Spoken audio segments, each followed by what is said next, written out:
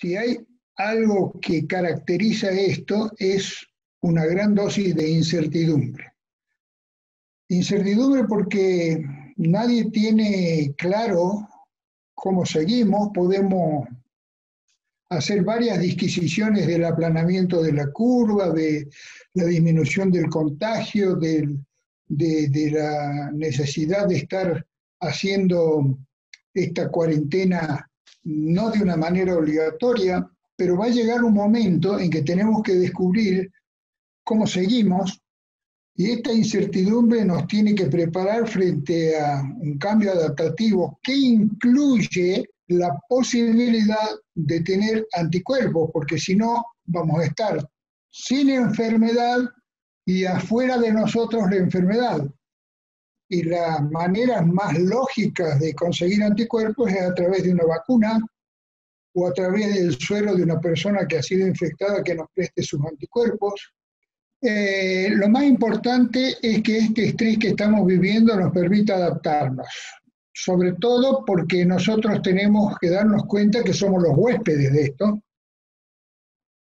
Y frente a la característica de algo que está afuera y nosotros somos los hospedadores de lo que está afuera que nos puede enfermar, la posibilidad de contagiarnos para tener anticuerpos y que no tengamos síntomas o que no muramos en el intento, es muy importante saber que tenemos que constituir un huésped sano. Para ello, primero que nada, hay que empezar a asumir nuestra condición de que somos vulnerables y que somos finitos y que no somos todopoderosos. Por lo tanto, hay que bajar la soberbia, la autosuficiencia, el empoderamiento personal frente a esto. Nosotros los argentinos tenemos esta característica de decir, a mí no me va a pasar, yo puedo. Hay que minimizar el tema porque si no el hambre nos va a matar más que el virus. Otra cosa que tenemos que aprender es que no solo yo tengo que estar bien, sino que si el otro no está bien, no podemos estar bien entre nosotros. Es decir, este es como un shock de conciencia que tenemos que hacer para empezar a reconocer nuestros límites propios, el del otro y el de los otros.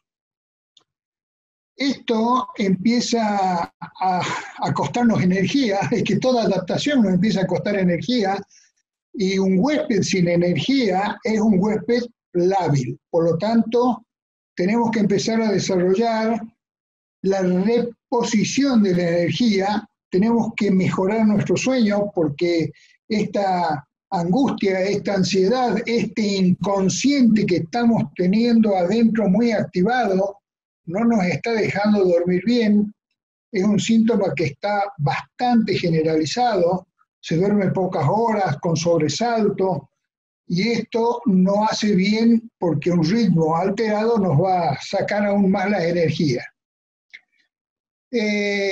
Más profundamente, creo que vamos a tener que empezar a modificar ideologías preexistentes, aunque esas ideologías en algún momento hayan sido exitosas en otro contexto para servirnos para la adaptación, porque tenemos que revisar en escala de valores, significados, creencias, hábitos de comunicación, hábitos de protección personal, costumbres, y empezamos a tener proyectos nuevos. ¿Qué vamos a hacer aquí ahora? ¿Qué vamos a hacer después de la cuarentena?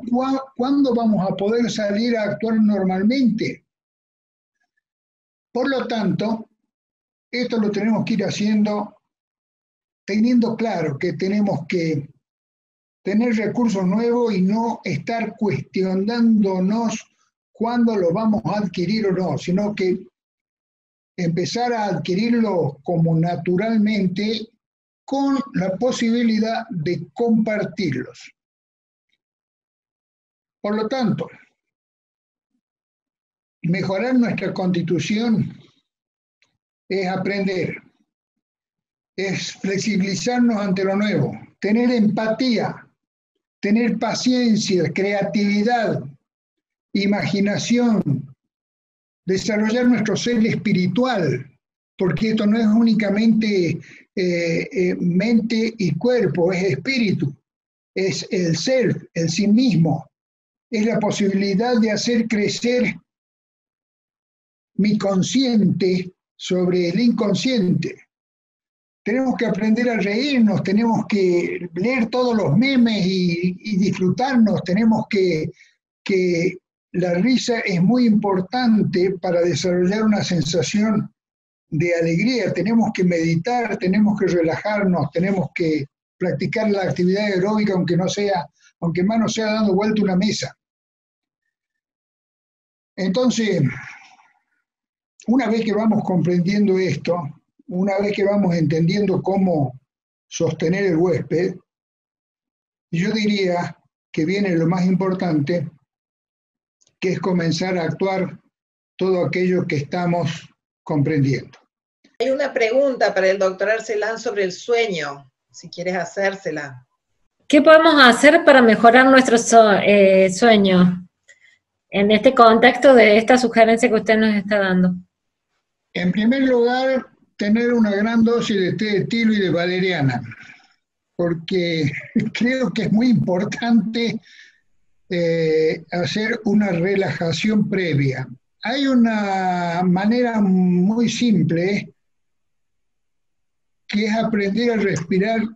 Hay un estilo de respiración y relajación que consiste en lo siguiente. ¿Puedo gastar 2 minutos de una cosa práctica? Oriente Fer, como moderadora de la reunión. Yo le digo cómo hago yo para practicar respiración y relajación. Me tomo el pulso y como yo soy bradicárdico, cuento 1, 2, 3, hasta primero tengo conciencia de cómo late mi corazón. E inscribo una inspiración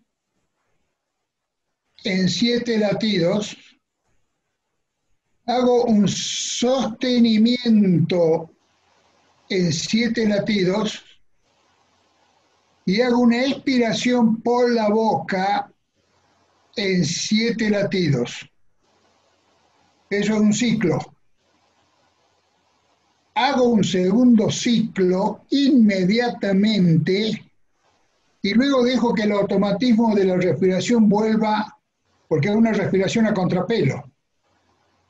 Repito, una vez que estoy capacitado para volver a repetir 2 ciclos, lo hago.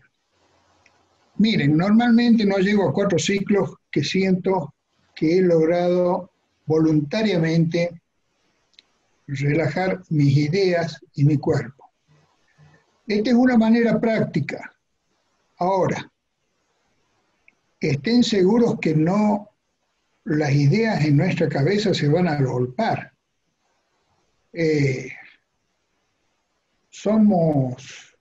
Cada vez que nos acercamos más a ser personas con más riesgo, tenemos una mochila más grande que sacarnos para poder descansar mejor, porque al lado nuestro están nuestros hijos, están nuestros nietos, está nuestra pareja, están nuestros padres, aquellos que lo tienen. Y esto, por esta condición social que tenemos y por esta condición afectiva que tenemos, la mayoría de las veces no nos podemos relajar porque dentro de nuestra mente sumamos la incertidumbre de todos. Nuestro corazón se dilata para poder tratar de contenerlos a todos y no podemos. Por eso yo dije, tenemos que ser conscientes de nuestros límites y el límite de los otros. Es una pandemia porque afecta una gran cantidad de contagiados mundiales. Doc, permiso. Sí. Doctor, ya está el doctor Cólica, lo podemos invitar si quiere proceder él. Y queda pendiente una pregunta que creo que es bastante importante, que cómo concibe el espíritu. Si quiere da un cierre rapidito o si no le damos paso y lo charlamos al final. Escuchame, me dan toda la Biblia para que hable un minuto, por amor de Dios, lo pongo al final. Usted trajo la palabra mágica a la reunión, creo que tiene que salir. La parte del ser humano que trasciende desde los inicios de la conciencia y de la racionalidad tiene que ver con nuestro espíritu. Nuestro ser, nuestra persona, nuestro self, no está para confinarse en este paréntesis. Formamos parte de un todo. Nuestra energía no es una energía que no podemos transmitir, no es una energía que sirve únicamente para nosotros, es una energía que sirve a los demás y es una energía que participa de una energía cósmica. Por lo tanto, nuestro espíritu no tiene límites. Perdón, esto no es espiritualidad, es nuestro ser, es nuestra alma. Es una creencia. A ver, a los que estamos, yo me incluyo, a los que estamos acostumbrados a ver la molécula, la célula, el receptor ACE para que el coronavirus se pegue es muy difícil hablar de esta trascendencia. Pero esta pequeña partícula microscópica es más vieja que toda la humanidad y quizás es la precursora de la humanidad, porque es una cápsula que embloga material genético. Entonces, tenemos que nosotros tener otro estilo de trascendencia que nos permita superarnos. Quizás está contestado o no, no sé. Nos pasamos el tiempo, Doc. Nos está esperando Pablo para seguir el doctor Cólica. ¿Puede ser? Bueno, sí, pero por la vereda de mi casa están colocando un cable de fibra óptica, con lo cual están trastornando mi relación con Internet de manera permanente. De manera que yo voy a pedir disculpas si por ahí desaparezco, porque no es problema mío, sino de las conexiones, para aumentar un poquito el estrés de la situación, ¿no?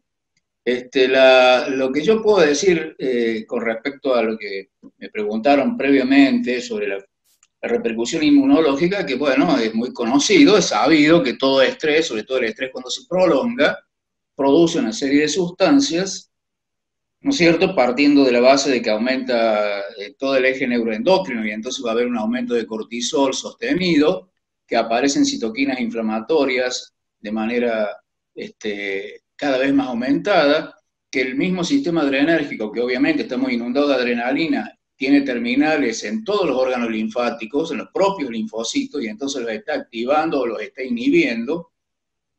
En fin, todo ese conjunto de situaciones, que son muchos más desde el punto de vista molecular, hacen que cuando haya situaciones de estrés como la que estamos viviendo, el sistema inmune se deprima, se afecte.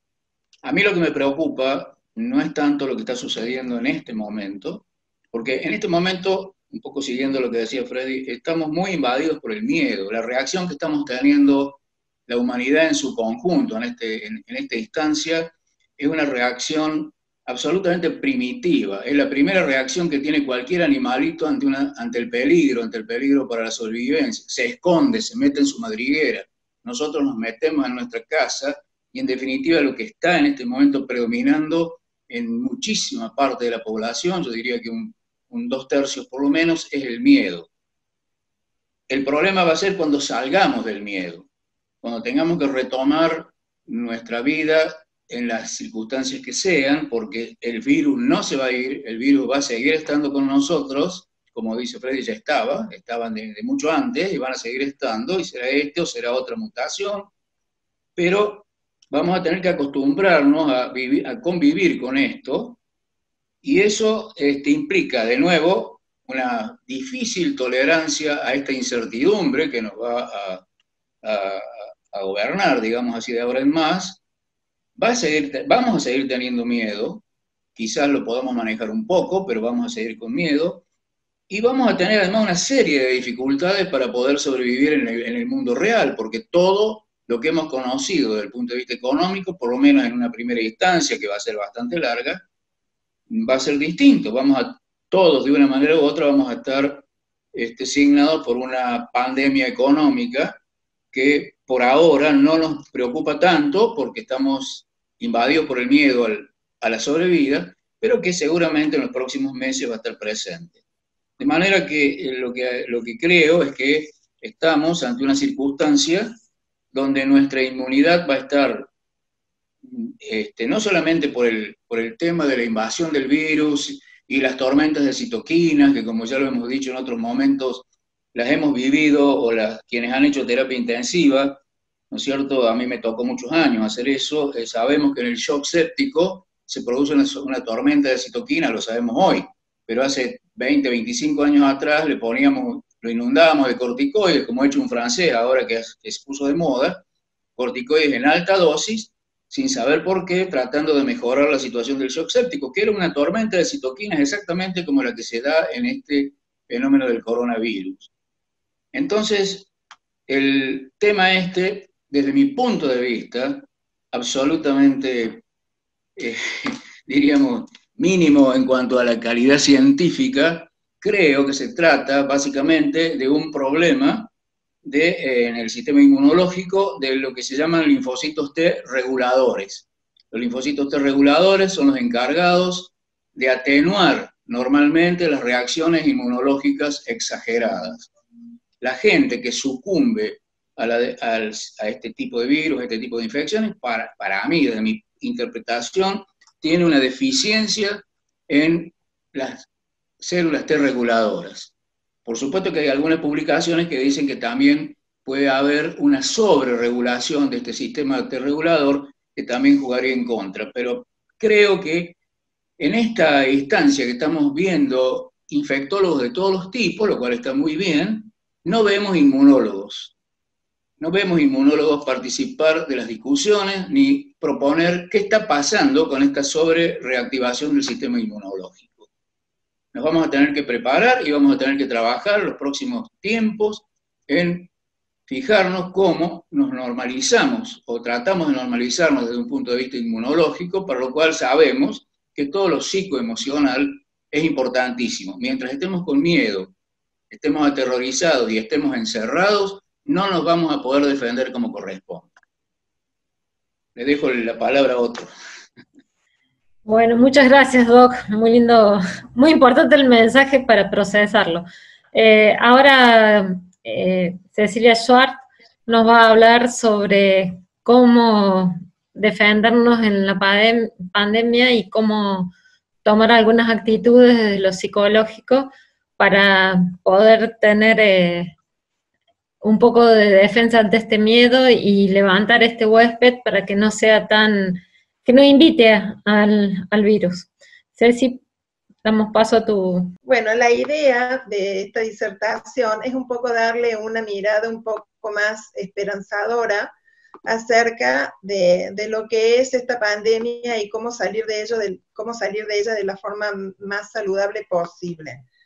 En estas cosas que estamos aprendiendo a usar, veo que el compartir se me dificulta un poco, pero bueno, lo vamos a intentar hacer. Cuando hablamos de este aislamiento social preventivo y obligatorio al cual estamos sometidos, estamos hablando de una situación que es antinatural por autonomacia, porque los seres humanos somos gregarios, tenemos mucha dificultad para vivir en solitario, y este instinto propio de nuestro ser mamífero de ser gregarios hace que se nos dificulte mucho no poder estar. ¿Alguien me está pasando? Tienes que prender el Zoom. Solo. Prender el video. No, se me van apareciendo, tenemos que adaptarnos a esto. Hace que ni siquiera, por ejemplo, el náufrago, cuando ha estado solo, pudiera vivir en la más absoluta soledad, y necesitó hasta humanizar una pelota para poder sentir de alguna forma que en el mundo él no estaba solo.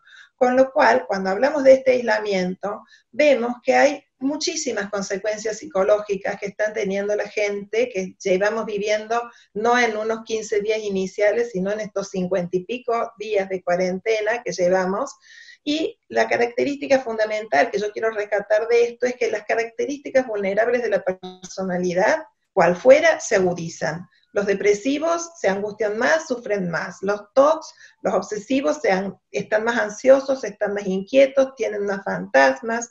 Entonces, toda la gente con discapacidad, el encierro le hace peor, y tenemos una cantidad de terapias, de herramientas antiestrés para poder ayudar en esto. Desde las técnicas cognitivo-comportamentales y el mindfulness, que va a hablar la licenciada Karina dentro de un ratito, Lescano, hasta todas las teorías de antioxidación que nos contó el doctor Ortiz y el doctor Cólica. Una de ellas, y nos preguntaban ahí cómo mejorar el sueño, es la ayuda de la melatonina, que hay ya investigaciones que hablan que no solamente es un muy buen hipnótico, sino que es antioxidante y antiinflamatorio, y en la patología del COVID ayuda bastante a que los síntomas sean menos agresivos. Es una investigación del doctor Daniel Cardinali, que está trabajando en ello, y sobre todo fortificar el sistema inmunológico, porque si yo tengo, con todo lo como explicó el doctor Ortiz Arcelán y el doctor Cólica, si yo tengo un sistema inmunológico, puede estar sujeta a que cualquier virus me ataque, pero tendré más herramientas para poderme defender de una forma más saludable, ¿no? Entonces, ¿qué recomendaciones tenemos que tener para mitigar las consecuencias de esta cuarentena? Las recomendaciones que podemos darle para poder salir de alguna forma fortalecidos de esta experiencia es todo lo que tiene que ver con hábitos de vida saludable, desde la alimentación balanceada y saludable. Saludable es comer cosas que sean nutritivas, pero que a su vez no nos aporten una cantidad increíble de hidratos que no podemos eliminar a través del ejercicio físico como hacíamos antes. No romper rutinas de sueño y de trabajo, por lo que también hablaban de que si uno desorganiza sus ritmos de sueño, desorganiza sus ritmos cronobiológicos y todo el sistema de homeostasis interna. Tener en cuenta que el aislamiento social implica aislamiento físico, pero no necesariamente social. Cuando dicen aislamiento social preventivo y obligatorio, es aislamiento físico. Podemos seguir vinculados, podemos seguir abrazándonos, podemos seguir mimándonos a través de la pantalla, como estamos haciendo la mayoría de los psicólogos que trabajamos por teleconferencia. Sabemos que podemos llegar y sentir la misma empatía y acompañar en las emociones a nuestros pacientes, aunque nos separe una pantalla de por medio. Y bueno, también poder vincularnos, que esto es algo importante, porque a algunos les ha pillado solo, pero a otros les ha pillado con la familia. Entonces, poder fortificar estos vínculos afectivos que teníamos con nuestra familia o con nuestras mascotas. Es importante también, para poder salir bien de esta cuarentena, controlar la información que entra. Es decir, hay mucha información que se da por los medios, en donde no siempre se habla con la verdad, no siempre se habla cuidando al que escucha, no siempre se dice desde un lugar calmo y armónico, para bajar los niveles de angustia y de ansiedad que los que están escuchando esas noticias tienen. Entonces, mucha gente tiende a esto que llamamos una distorsión de personalización, es decir, esto que estoy escuchando que le pasa a otros me va a pasar a mí. Y esto no es así. Tenemos que poner esa información en perspectiva, tenemos que medir si esto es probable o no es realmente probable que a mí me pase. ¿Para qué? Para poder aprovechar este tiempo, que es un tiempo único, para tomar propósitos que nos calmen, que nos motiven, que nos superen y trasciendan. ¿Qué quiere decir esto? Poder aprovechar este espacio de tiempo para hacer aquellas cosas que antes no nos permitíamos hacer. Entonces, ¿desde qué? Desde meditar, desde conectarnos con nuestro interior, la concentración en nuestro propio presente, respirar para relajarnos. ¿Por qué? Porque si yo consigo mantenerme en mi propio eje, como dijo el doctor Arcelán con la técnica que nos enseñó, relajándonos, hago que mi cerebro sea más productivo, más creativo, que se autosense y que reconozca sus propias sensaciones. Y como vamos a ver, esto me permite empezar a tener más control sobre mí mismo en este mundo de descontrol. Otras recomendaciones: ser amables, tolerantes y compasivos con nosotros mismos, no solamente con los demás, sino sobre todo con nosotros mismos, no juzgarlos, aceptar nuestras propias emociones negativas y trascenderlas en vez de pelearlas, porque como dije recién, el miedo es algo que nos está diciendo que hay una situación potencialmente peligrosa, pero no necesariamente nos tiene que ocurrir a nosotros. Y tener presente que cuando todo sale mal, algo bien puede llegar a salir. Entonces, algo de todo lo malo que tenemos está bien, y en vez de mirar en aquello que realmente nos está, de todo lo que está malo en nuestra vida, centrarnos en todo eso que sí está bueno, que estamos vivos, que tenemos comida, que estamos en nuestros hogares, todo lo que es bueno que sí tenemos en nuestra vida, y potenciar este vínculo social verdadero, el enlace afectivo verdadero con quienes realmente tenemos al lado, porque justamente la soledad es uno de los virus que más personas matan, y si nos ponemos a ver las estadísticas en salud mental, el nivel de suicidios es uno de los índices de gente que se suicida, son altísimos. ¿Y por qué la gente llega a esa alternativa? Porque se encuentra acompañarnos desde un vínculo afectivo verdadero, y combatir la soledad es uno también de los requerimientos básicos.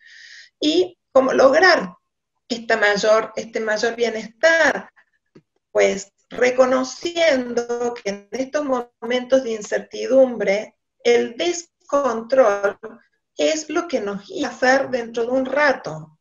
Entonces, ¿qué puedo hacer? Primero, darme cuenta que no lo puedo controlar todo, pero desde este lugar que me doy cuenta que no lo puedo controlar todo, y que todo lo que yo creía poseer, todo lo que yo creía que estaba bajo mi mirada ya no está.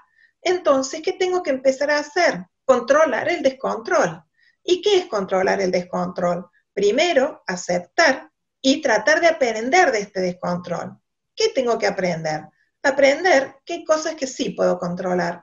Y para empezar, tengo que empezar a controlarme a mí mismo. Controlar, como enseñó el doctor, mi propia respiración. Si yo controlo mi propio cuerpo, que es lo más objetivo, lo más concreto, y desde mi respiración puedo controlar lo que siento y calmar mi ansiedad, puedo controlar mis pensamientos. Y desde un control de mis pensamientos puedo controlar mi mente y mi entorno.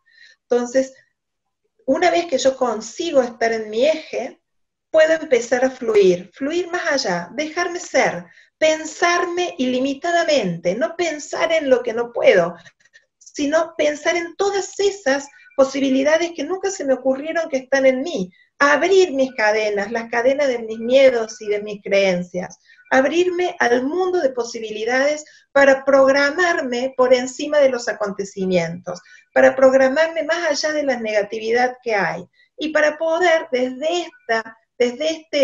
soltando el control, desde esta ilimitación de mi propio ser, empezar a construir nuevas perspectivas, nuevos caminos, empezar a crear un mundo nuevo en donde yo pueda sacar lo mejor de mí mismo para poder empezar a ser más fiel a mí misma. Y cuando hablo de empezar a ser más fiel a mí misma, es poder descubrir cuáles son mis talentos, cuáles son mis dones para poder vivir generando la mayor y la mejor expresión de ese don que yo tengo, y que no es solamente aprenderlo, sino poder sobre todo ejercerlo, poder hacerlo.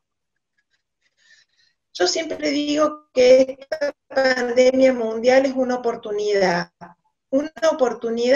para y esto implica, sino que de esta situación salimos todos juntos, y que la solidaridad es una de las actitudes que tenemos que desarrollar, por sobre todo para poder mejorar como personas, que tenemos que cuidar a los que nos cuidan, porque somos, como hemos dicho, seres gregarios dependientes de otros, y si no nos cuidamos, si no empatizamos con lo que le pasa al otro, también nosotros nos destruimos. Que de esta experiencia todos tenemos que salir fortalecidos. ¿Y cómo tenemos que salir fortalecidos? Justamente sacando lo mejor que hay de nosotros. ¿Y qué es lo mejor que hay de nosotros? Nuestra posibilidad de ser solidarios, nuestra capacidad de inteligencia colectiva, de pensarnos con otros, de poder cooperar para poder hacer entre todos algo, y minimizar y neutralizar en la medida que podamos toda la mezquindad, individualismo, autoritarismo que hay dentro de nosotros.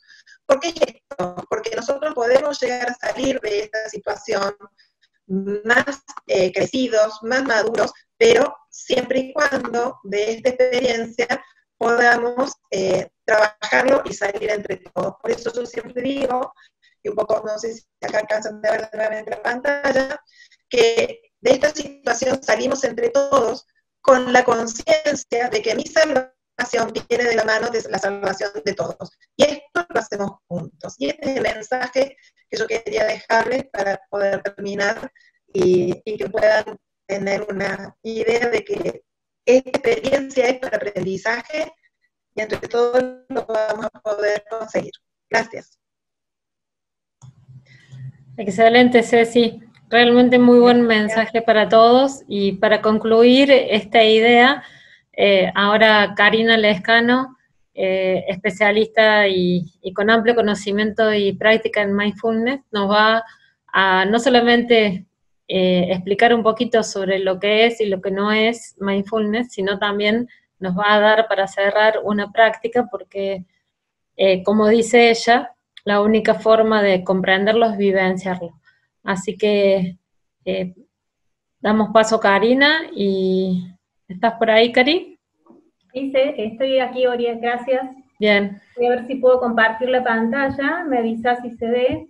Vamos a modificar ampliamente la disertación de hoy, un poco adaptándonos a los cambios de horarios, y un poco esto tiene que ver implícitamente con mindfulness, que tiene que ver con atender y estar muy sensible a las modificaciones del ambiente. Y hoy el ambiente se ha modificado en tiempo. Así que la parte teórica la voy a recortar al mínimo, mínimo, mínimo, para dejar algo para la práctica y para dejar algo para las preguntas, que deben ser muy interesantes porque algunas las estuve viendo. Así que, básicamente, la palabra mindfulness, para entrar a su contenido, es una palabra del inglés, que vino de una palabra que se llama sati, que está escrita en el idioma pali. Es un idioma antiquísimo, 2500 años, viene de la filosofía y la psicología budista. Lo que significa es atención plena o conciencia plena. Para ver un poco la definición, vamos a ver cómo incluye 3 aspectos muy importantes que de ahí se nutre la palabra mindfulness. Uno es la intención, que si bien no tiene un objetivo directo, la práctica de mindfulness sí tiene una intención, que es la de despertar, la de estar despabilados. El otro aspecto es la atención, y la atención tiene que ver con notar y ser sensible a la novedad, ser flexibles. Una atención ante las novedades internas de mi organismo y externas del ambiente, y ser flexibles para responder de manera asertiva. Y digo responder y no reaccionar, como sería de una forma más impulsiva tal vez.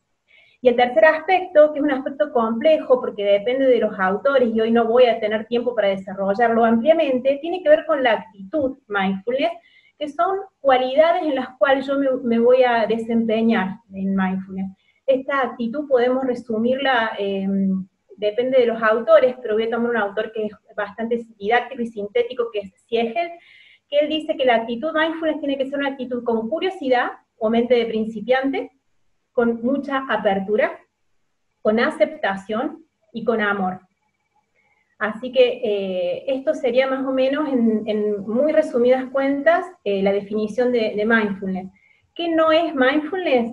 No es una religión. Mindfulness es una práctica que es secular, por eso se está aplicando a tantos ámbitos como el deporte, la escuela, no solamente en la clínica, sino en las organizaciones, en los espacios laborales. Tiene muchísimo ámbito de aplicación.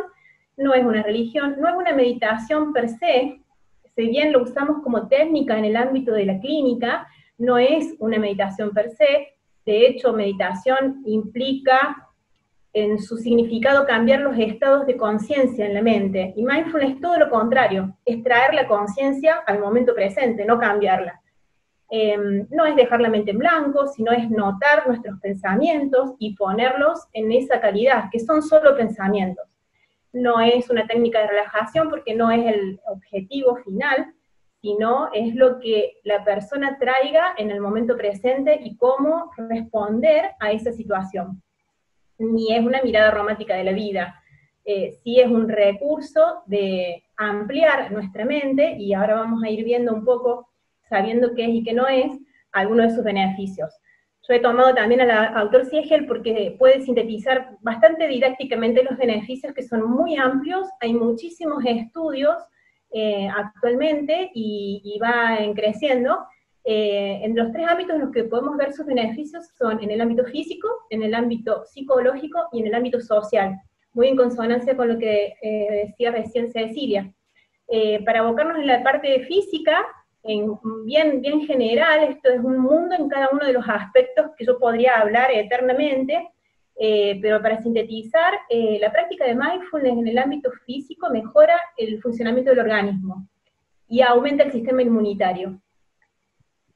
Mindfulness, al no seguir la mente, que nuestra mente de un piloto automático está como un radar detectando posibles amenazas, generando en nuestro organismo un estado de alerta, lo que hace la práctica de mindfulness es aprender a ver esos pensamientos como pensamientos, notarlos, dejarlos pasar, no engancharnos en su contenido, y volver al estado presente. Es decir, que nuestro cuerpo puede aprender ese mensaje y no seguir el mensaje de una mente en piloto automático, reactiva y ansiosa.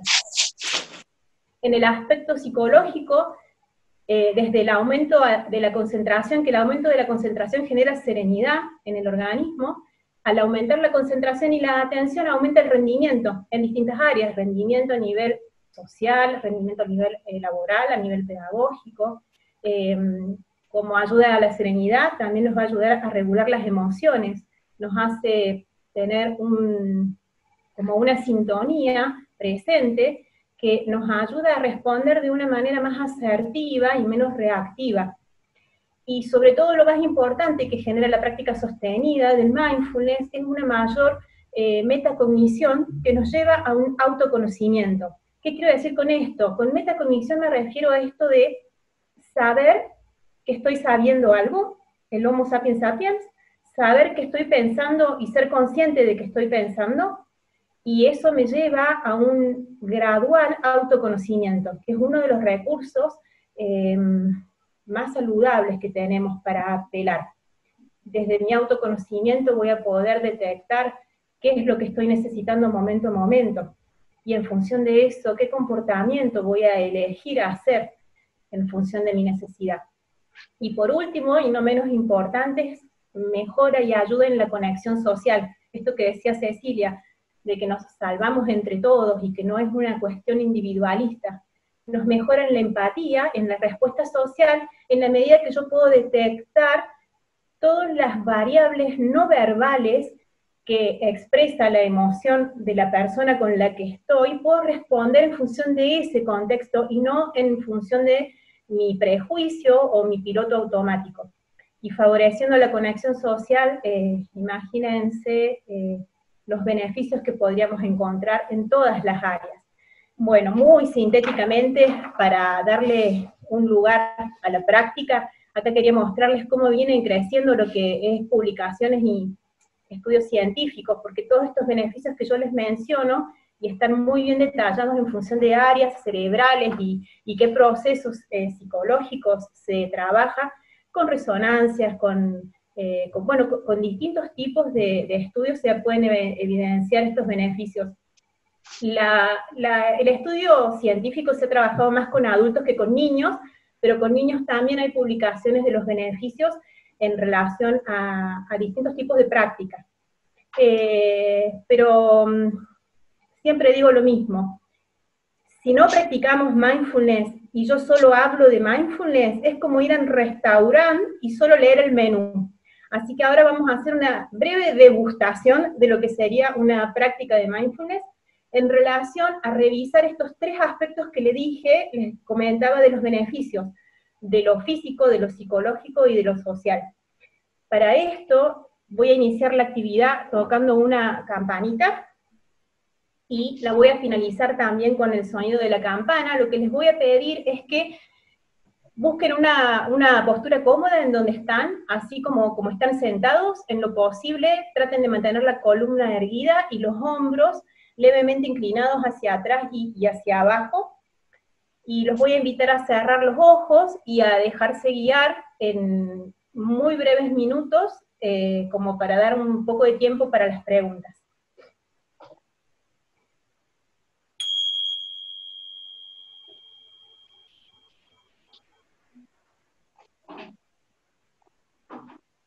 Sentate y hacer este trabajo, mamá. De esta manera vamos a tratar de notar algún punto de apoyo en mi cuerpo para hacer contacto con la superficie en donde estoy. Recuerden silenciar los micrófonos porque hay sonidos en el ambiente, por favor. Muchas gracias. Es posible que noten alguna molestia en el cuello o en la espalda de haber estado sentado casi toda esta hora. Entonces, intenten buscar una postura cómoda que sea cuidada. Si necesitan alguna pequeña modificación, pueden hacerlo. Y vamos a tomar 3 respiraciones de limpieza, inhalando por nariz y exhalando por boca.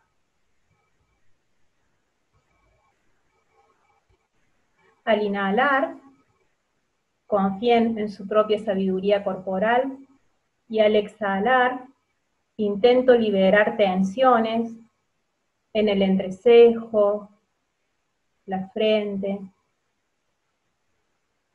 mandíbula, lengua. Inhalo y al exhalar libero cualquier tensión que note en los hombros, en el cuello, tal vez en los brazos. Y me voy a regalar estos momentos, esta pausa, para entregarme a la experiencia. Y ahora inhalo y exhalo al ritmo natural de mi cuerpo.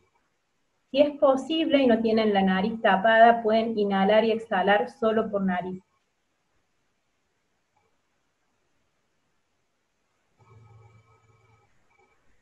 Vamos a intentar llevar toda nuestra atención a la respiración, y para esto la invitación es tratar de notar si hay algún pequeño cambio sutil en la cualidad del aire al inhalar y al exhalar.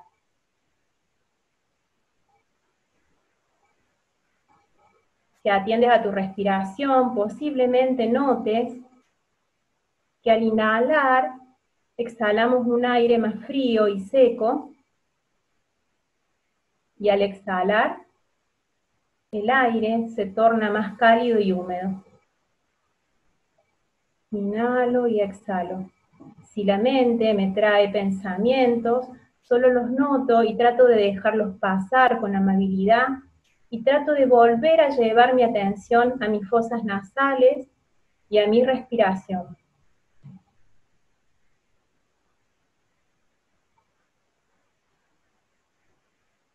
Inhala y nota cómo renuevas la vida de tus células.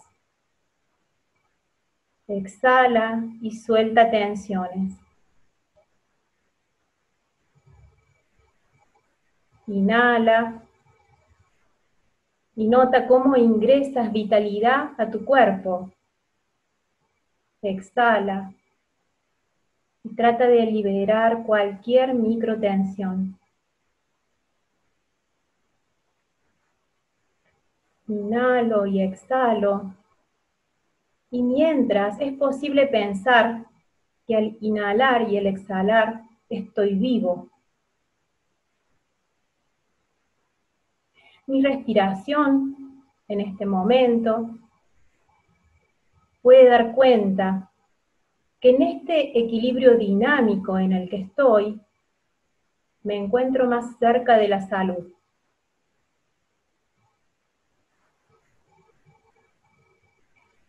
Inhalo y exhalo.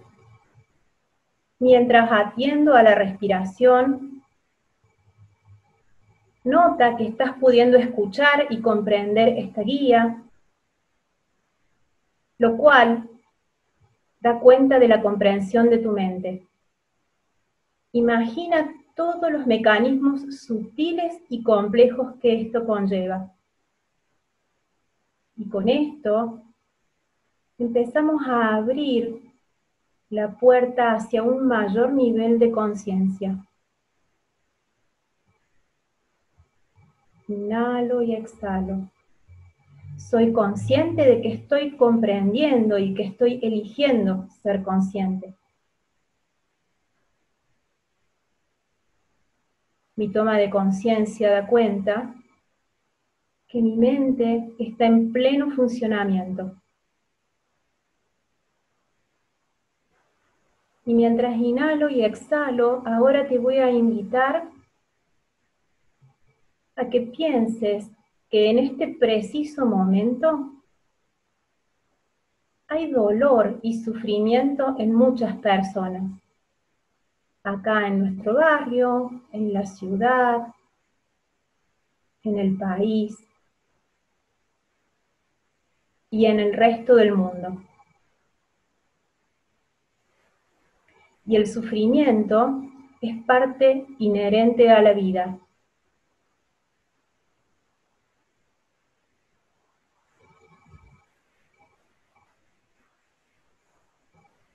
Con esta conciencia también te invito a pensar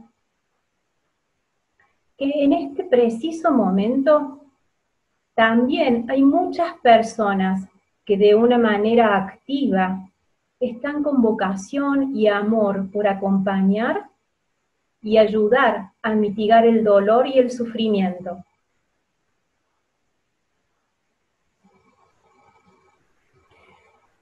Además, te invito a ser consciente de que ahora mismo todos nosotros en esta red, desde esta forma de conciencia, tal vez podemos notar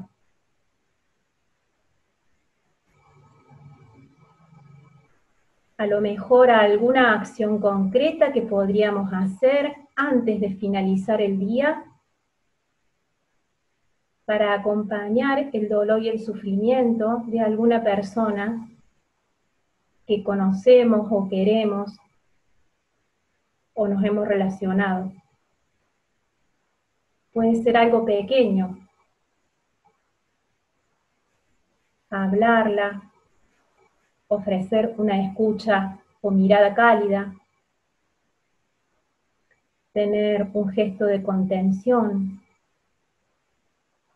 o tal vez hacer alguna acción específica y necesaria de ese momento. Nota si puedes encontrar alguna acción o compromiso que quisieras tener hoy hasta finalizar el día.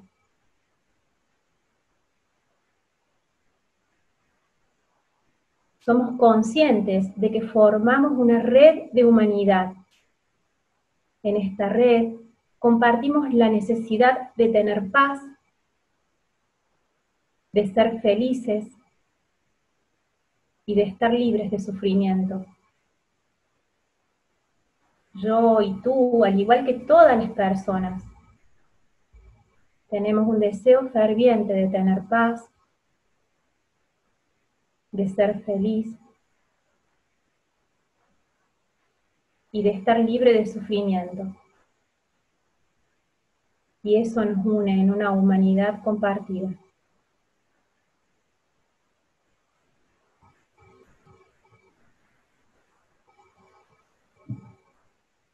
Y mientras inhalo y exhalo, y me quedo con la sensación de esta experiencia,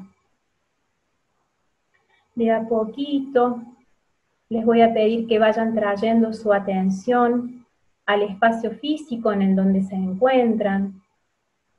Tal vez alguna sensación como la temperatura, o el roce de la ropa, o algún punto de apoyo como la planta de los pies en el piso, o la cola en el asiento, o las manos apoyadas en las rodillas o en alguna superficie.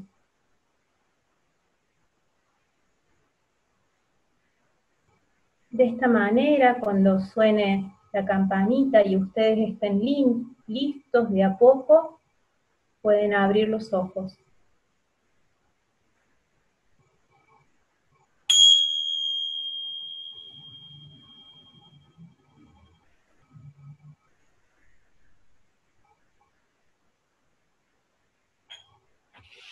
Muchas gracias. Fue apenas una degustación, como les decía. Ahora, si están de acuerdo, vamos a dar espacio a las preguntas. Muchas gracias, Cari. Realmente excelente lo tuyo. Poder lograr esto en este contexto y a través de una red es algo increíble y es una demostración de todo lo que podemos hacer, aunque sea virtualmente. Así que, no sé, los doctores si quieren tomar algunas de las preguntas que se han hecho y responderlas. ¿Les surge algo en especial? Yo iba a tomar un buen whisky, pero... Doc, hay una pregunta de epigenética que tal vez es relevante, es un tema que no se ha tocado, que seguramente da para mucho y se tiene que tomar su tiempo, pero que dice qué papel cumplen los factores genéticos y epigenéticos en el desarrollo del COVID, en lo que respecta a respuestas inmunes y características de la población más afectada. Wow. Tenemos... Después, si se puede, quisiera hacer un pequeño comentario sobre eso. Eso, doctor Copioli, justamente le iba a decir que también nos acompaña. El que quiera responder, el que agarre el guante, que responda. Bueno, está cada vez más demostrado que lo epigenético predomina absolutamente sobre lo genético. En lo genético apenas somos muy poquito diferentes al Homo sapiens o a los homínidos. Por lo tanto, todo nuestro ambiente, porque somos una red humanitaria, como lo expresó recién Karina, una red humana, está unido exterior a nuestros límites corporales. Por lo tanto, lo epigenético es mayor. Cuanto más nos esté agrediendo el ambiente, menor respuesta inmunológica vamos a tener. Cuanto nos sintamos más amigables y más reconciliados con el ambiente, con la contención, con la comprensión, con la tolerancia, por supuesto vamos a estar mucho mejor interactuando y de esa manera teniendo el equilibrio inmunológico que necesitamos tener. No sé si está respondido, pero lo epigenético pesa mucho más que lo genético en este caso. Tal vez es válido hacer una pequeña descripción de qué significa epigenética. Probablemente haya gente que a lo mejor recién se está acercando a estos conceptos, no sabemos exactamente la población que tenemos, sí, pero un pequeño... Okay. Genético es lo epigenético es cómo actúa todo nuestro ambiente sobre la expresión o la represión de nuestros genes. Y de esa manera, si estamos realmente con preocupaciones, ansiedades, probablemente tengamos una contracción de nuestro ADN y expresemos una mínima cantidad de genes que obviamente no nos alcanzan. En cambio, si nos sentimos en paz, el ADN se distiende y hay una mayor expresión de genes, estamos más cargados, como quien dice, de modo tal que vamos a responder mucho mejor frente a este tipo de situaciones y a otras. Hablaba del miedo, Pablo Cólica. Evidentemente, sí, el hombre tiene cada vez más el miedo a morirse, y en realidad, sin asumir que somos mortales, si uno leyó las intermitencias de la muerte, obviamente, asumir cuán difícil sería muriéramos. Ha querido ganar a la muerte y ha logrado muchas cosas, mejorar las condiciones sanitarias, mejorar la calidad de vida, mejorar la expectativa de vida notoriamente. Recordemos que hasta la primera década del siglo pasado morían millones y millones de personas por enfermedades infecciosas, por pandemia, por malas condiciones de higiene. Evidentemente que tenemos que desdramatizar el tema de que, bueno, se está muriendo gente, lo cual es muy lamentable, ¿no es cierto? Pero es parte de lo que nos toca vivir a cada uno. Entonces, esa dramatización y ese miedo a morirse, en realidad es un poco lo que paraliza y genera conductas que son antisaludables, absolutamente. No sé si me fui un poquito del tema, pero no sé si estoy aportando también. Doc, gracias y perdón. Muchas gracias por su aporte, y nos quedan dos preguntitas y cerramos esto. Una para Karina, en cuanto a cómo iniciarse en el mindfulness, qué se puede leer o cómo acceder a información válida, y otra para el doctor Ortiz, una pequeña acotación con respecto a la melatonina, que también ha sido bastante comentado en el chat, y para hacer un cierre de todos los elementos más importantes que se han hablado en este chat y en las presentaciones. Bueno, muchas gracias, Orieta. Si te parece, comienzo respondiendo. Si hay principiantes en mindfulness, lo que les puedo sugerir es un libro de venta libre en librerías del autor Jon Kabat-Zinn, que no pude hablar hoy de él, pero él es un biólogo, un médico, un biólogo molecular, que es el que trajo mindfulness a Occidente, sistematizó la práctica y es el que, digamos, una referencia. Hay mucha bibliografía, pero lo ideal es la práctica. Nosotros en Córdoba tenemos un grupo que se llama 4 Elementos, en donde actualmente estamos haciendo prácticas, y si lo pueden, después lo pueden buscar en Instagram, y dice que se llama 4 Elementos Psicología. Y si son profesionales de la salud, lo que les recomiendo es este libro, Mindfulness y Psicoterapia, de Christopher Herman, Ronald Siegel y Paul Fulton. De todas maneras, si entran a la página de ILSE con más preguntas, yo les puedo responder e incluso les puedo facilitar material en PDF. Y les puedo dejar bien la dirección de Córdoba, en donde nosotros dictamos los talleres. Muchas gracias, Cari. Por favor, después escribir los nombres, o si no, se ponen en contacto con ella en el mail que está abajo, o ponelo, Cari, tu mail. Doctor, para cerrar. Mira, yo voy a hacer un mini comentario sobre la melatonina. La melatonina es una hormona de la glándula pineal, de la epífisis. Es una hormona que es producida a partir del triptofano, se convierte primero en serotonina y después la serotonina se convierte en melatonina. Por lo tanto, es una hormona que tiene que ver con los ritmos biológicos del ser humano, no solamente con los ritmos del sueño y del despertar, sino con la ritmificación de todos nuestros procesos.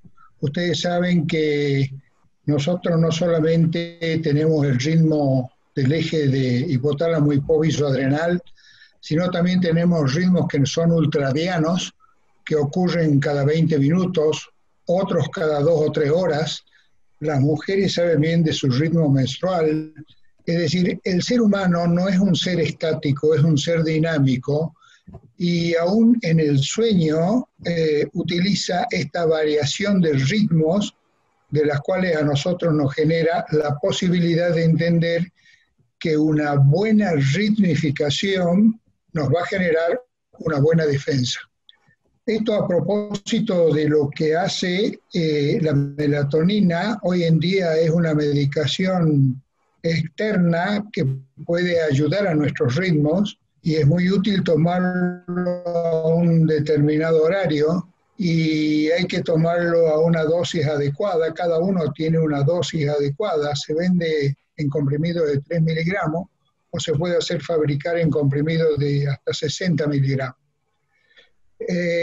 La melatonina es una hormona que nos ayuda a entender un poquito también la epigenética, porque está condicionada por algo que es un Seisberg, es decir, un ritmificador externo, como es la luz.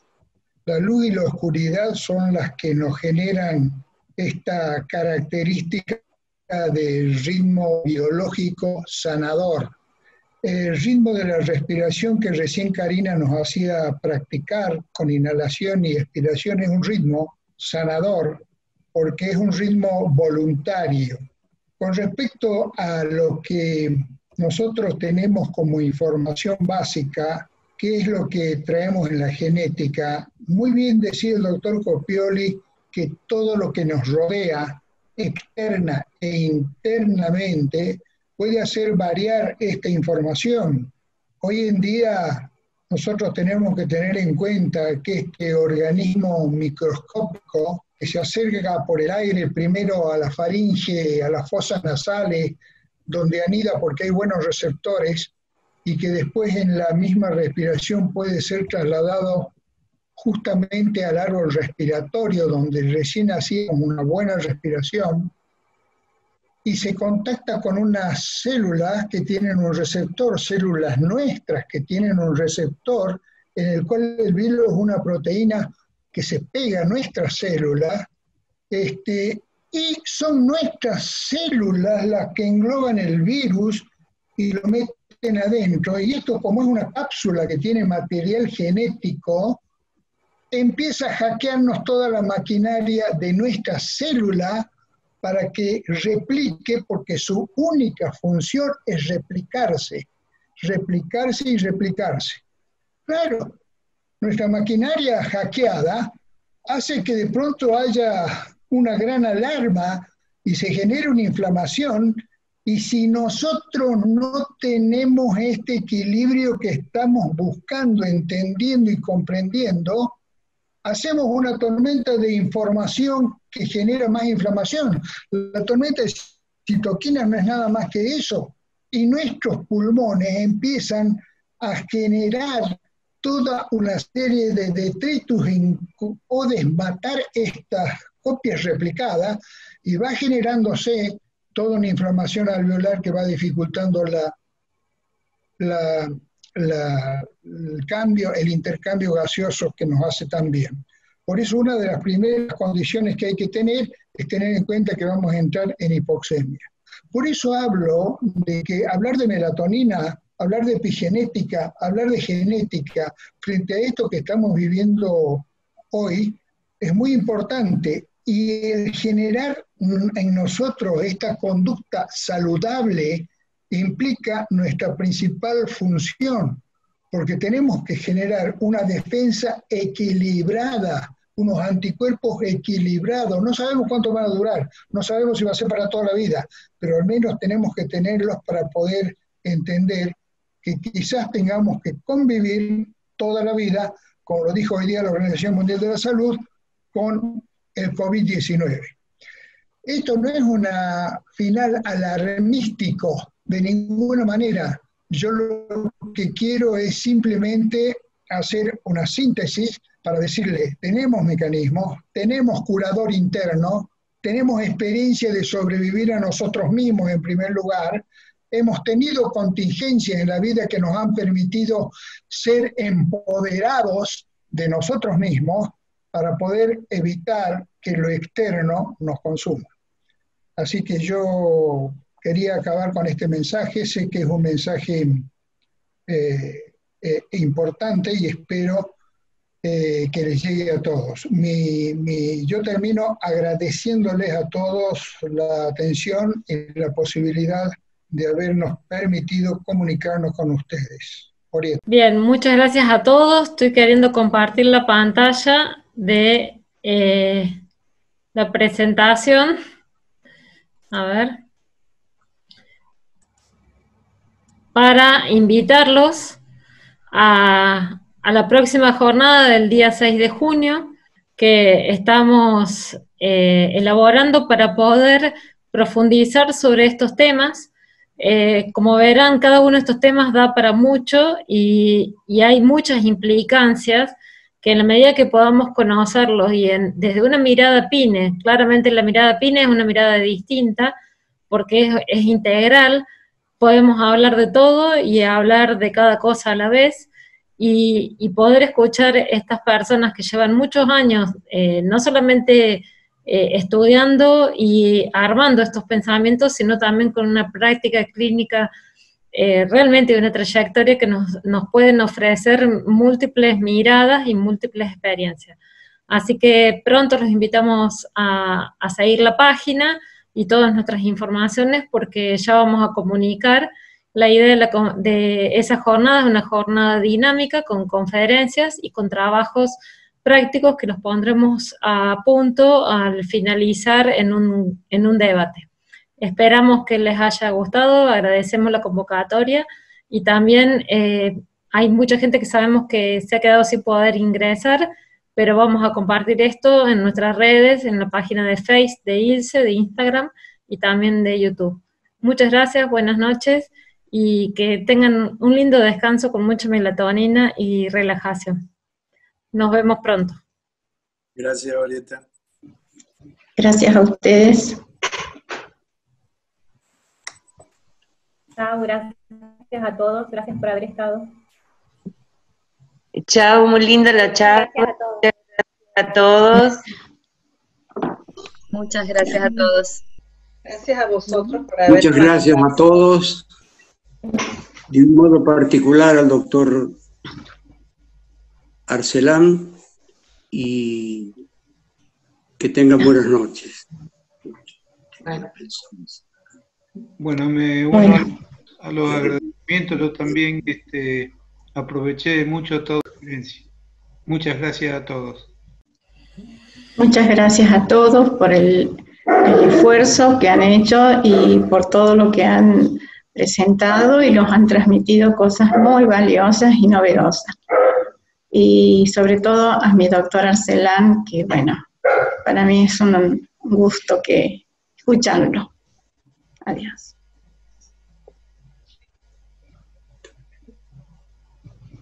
Buenísima la charla, muchísimas gracias a todos, y especialmente al doctor Ortiz Arcelán. Buenísimo, muy interesante. Hola, buenas noches. Bueno, pude ingresar tarde al grupo, no escuché mucho, pero la última parte alcancé a tomar notas, que desde ya muchas gracias. Espero el 6 de junio volverme a poder comunicar. Muchas gracias al doctor Ortiz Arcelán. Muy bueno todo. Gracias.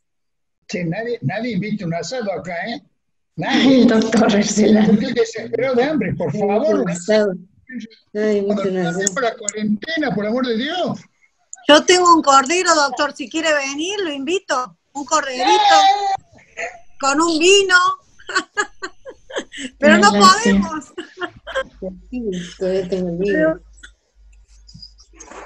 Gracias a todos. Muchísimas gracias, Doc. Un gusto haberlo escuchado. Chao, hasta luego. Gracias.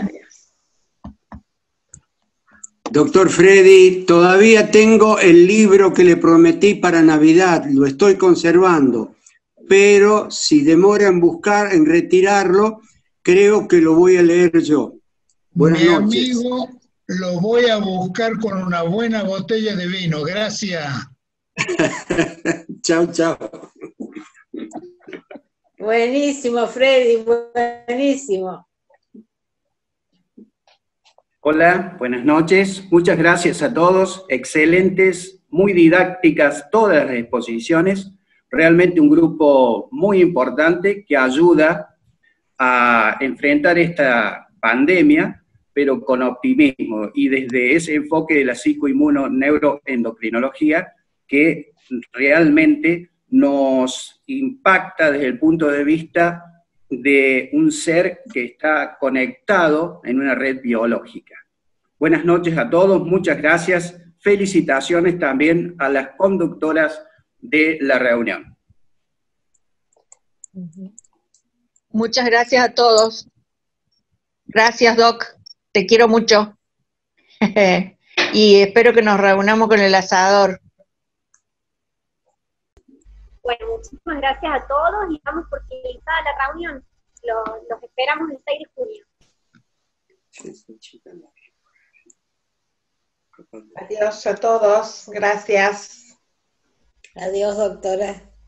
Chao, nos vemos pronto. Saludos a todos.